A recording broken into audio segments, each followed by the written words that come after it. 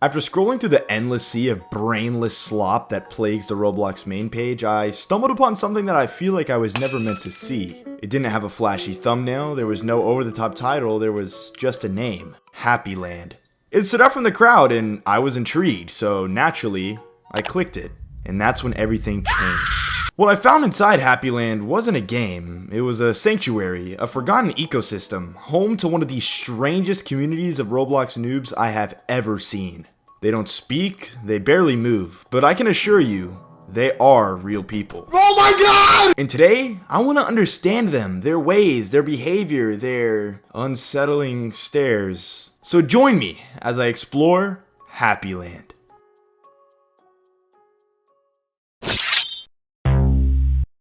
When I first joined Happy Land, I was skeptical. The server list? Absolutely infested with bacon hairs. And if you've been around Roblox long enough, you know what that usually means. Bots. And a lot of them. But when I actually loaded in, I was shocked. These weren't bots. These were noobs. Wandering around, riding dirt bikes, sniffing walls for some reason. Happy Land seemed to be thriving. And that's when I met our first character of many throughout this video. Skibbity Alpha 4572. Unfortunately, she didn't really give me long to bask in the greatness that is her avatar, because she quite literally just swept me off my feet. What? Needless to say, I was surprised. But more than that, I was confused. Why was she dragging me to the police station? Well, after a quick tour, which was basically just her running in circles, she abruptly slammed me against the wall and started mag dumping me with a crossbow. I barely made my escape, sprinting away while dodging bullets. But then, she just stopped. Which begs the question, why me? Out of everyone in this game, why did she target me? Well, you guys can leave your own theories in the comments. Me personally, I think she could tell I didn't belong. I mean, I just looked like an outsider. A super bald green outsider. Yeah, I don't know why I was bald in this game. For some reason, my hair just wouldn't load in. But after a quick wardrobe change, I was reborn and ready to patrol the streets of Happy Land once more. Now that I was disguised as one of the locals, I wandered through Happy Land freely. But that's when I saw them. Two girls stranded in the back of a police car. Now, while I was a little curious about what crimes they might have committed to end up in this position, that curiosity was quickly replaced with hope.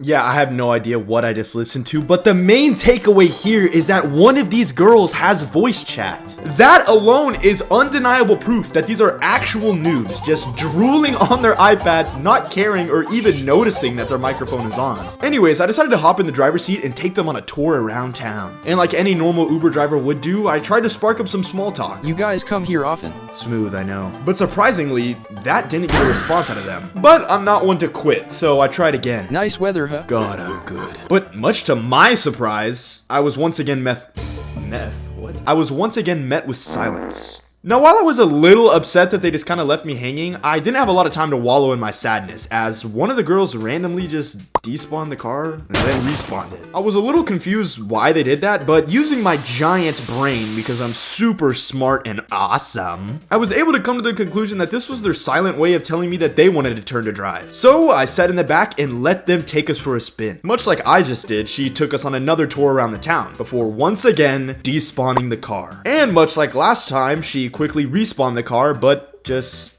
didn't drive it. She kind of just walked around on it and stared into the void for a little bit. It was very uncomfortable. But my attention quickly shifted as a red muscle car rolled up. This was clearly a higher class noob, as she swiftly asserted dominance on all of us by spawning in a house. I ignored the fact that she absolutely just flexed on us, as I saw this as an opportunity to escape from these weirdos and make a new friend, a new rich friend. Blah, blah, blah.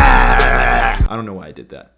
Sorry. So, after breaking into her house, I hit her with my classic charms. She sat there for a while, clearly blown away by my wits, and cooked up the perfect response. At least that's what I thought she was doing, but in reality, she was probably frozen in fear after seeing some random green man in a purple monkey shirt with a mohawk broke into her house and left the game. And while this interaction would have deterred any normal person from continuing to try and find friends in this barren wasteland of a game, I am the exception. And I quickly stumbled upon our most interesting character yet. I was just cruising around on my moped, desperately searching for any signs of life when I stumbled upon this guy. Or I guess I stumbled upon this awesome portrait of him outside of his house, but that's besides the point. This guy's name was Growing Shot. And like everyone else in Happy Land, Growing Shot was completely mute. But by complete accident, I discovered something interesting about Growing Shot. Obviously, I completely broke into his house uninvited, and I accidentally clicked and piss missiled this frisbee straight into his TV screen. But much to my surprise, instead of getting angry, he picked up the frisbee and threw it back. Oh! Human interaction. He likes the frisbee. You could clearly hear it in my voice. I was starved for human contact at this point. But me saying he likes the frisbee was a massive understatement. This guy and some random girl who's in his house, I don't care who she is. She's irrelevant. This guy started chasing the frisbee around like an actual mutt. I'd throw it and he would bolt after it, no hesitation. I mean, he loved this frisbee so much, he jumped off of his second-story balcony multiple times. He was snapping his ankles just for this frisbee. And you know what?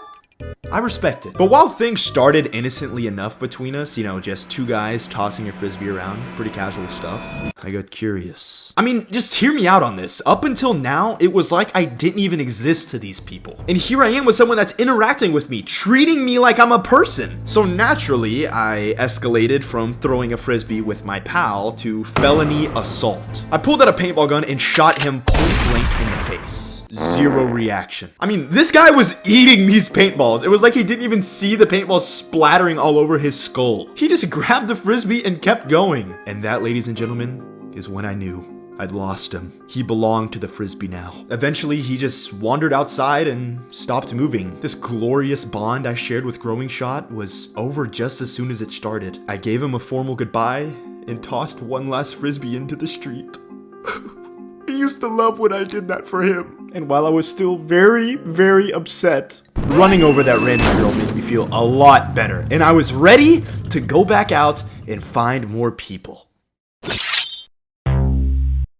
I decided to join a new server, and almost immediately I met a man named Didodu 880. But we'll just call him Didodu for short. Anyways, Didodu instantly piqued my interest as I watched him ram his buggy into the back of a police car. Clearly, this guy knew how to have a good time. So, I hopped into his car, curious where this criminal mastermind may take me. After driving around for a little, he stopped at a vacant lot, bought a giant modern house, and after struggling to get his buggy into the driveway, walked us inside. I tried complimenting his new house, hoping he would say something, but as usual, my words fell on deaf ears. I'm not even surprised. Once inside, he walked us over to the fridge, gave me a brief look, and then stuffed himself inside the fridge. With me in it. Yes, okay, I followed him into the fridge. I was curious. Leave me alone. He shut the doors on us, and it was, honestly, kind of intimate, I can't lie. But the intimacy died the second he opened the doors, walked out, and trapped me inside. He even opened the top of the fridge with just enough room for him to stare me in the face, but not enough room for me to escape. This guy is messed up. Eventually, though, out of the goodness of his heart, he let me out, only to immediately get back in and close the door on himself. He really likes this fridge. We spent a good minute just taking turns trapping each other inside the fridge until he locked me in and left me there. I didn't know he had left me in there at first, but after sitting there for a while, I realized what was going on and let myself out.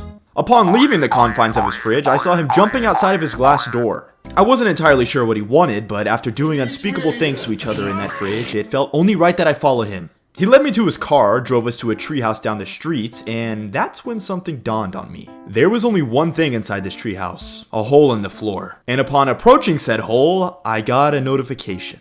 Didodu wants to pick you up. Yeah, he brought me here to drop me through the hole. Unfortunately for Didodu though, his plan didn't really work out. He fumbled the execution and accidentally dropped himself through the hole, twice. I decided to show him how it's done just to help him out for next time, you know, so he can dispose of bodies properly. But I don't really think he liked this because he instantly hopped in his car and tried driving off without me. And off we were on our next grand adventure. We soon arrived at 89's house. Sadly, the front door was locked, but Didodu, being the visionary he is, checked the side door. Also locked. I thought he'd give up, but no. Didodu started trying to carry me and glitch me through the wall. Naturally, Didodu being Didodu, he failed miserably, so I took matters into my own hands again and showed him how it was done. I picked him up and glitched him inside, knowing full well that this is most likely where we part ways, as I don't believe Didodu has the brain capacity to pick me up and let me inside with him. But I was wrong. Didodu, in fact, picked me up and glitched me inside. Is this what friendship feels like? After successfully breaking into 89's house, Didodu took a quick shower, stepped onto the balcony to get some fresh air, and somehow immediately fell off. But after helping him break back into the house, like a good friend does, we put on the TV, chilled on the couch like we owned the place, when suddenly, she was home. 89 entered her house, saw us, and without hesitation, opened fire. Oh my god! We panicked, ran to the balcony, and leapt into the street without a single care for our safety. Luckily for us, Didodu strategically left his moped scooter parked out front, so we hopped on and made our great escape. After we got a safe distance away from our house though, Didodu just randomly hopped off of his scooter. I got off as well to see what he wanted, but what he wanted was to drive, so I let him. I mean, it was his moped after all. And in an absolutely unexpected power move, he took us on a victory lap past her house. What a guy. After that very eventful escape, he dropped us off back at his house for some well-earned R&R. And of course, he hopped right back into his fridge. Classic Didodu. But it was at this moment that it hit me. Against all odds, I had made a real friend. And even though he's never said a single word to me, I feel a connection with this guy. I don't know, maybe it's just a trauma bond, but I did it. I made a real friend. What? No. No! Didodu was gone. There was no warning, there was no goodbye, just a silent exit like he was never there at all. But through the heartbreak I was feeling, I realized something. Didodu and the rest of Happy Land taught me a very valuable lesson today. As unfortunate as it is, life is fleeting. But even in its chaos, we have to make time to enjoy the simple things. Things like driving aimlessly through town, throwing a frisbee and paintballing someone in the face, stuffing yourself inside of a tiny mini fridge, getting harassed by the police. It's in these weird, fleeting moments that we find real joy.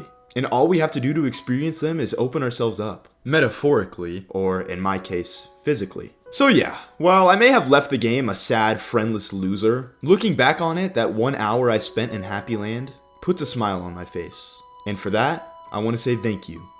To the GOAT of this video, Roblox 0509180. In all my years, I have never seen someone huff paint quite like she does. And if that's not a motivational, inspirational note to leave this video off on, then I don't know what is.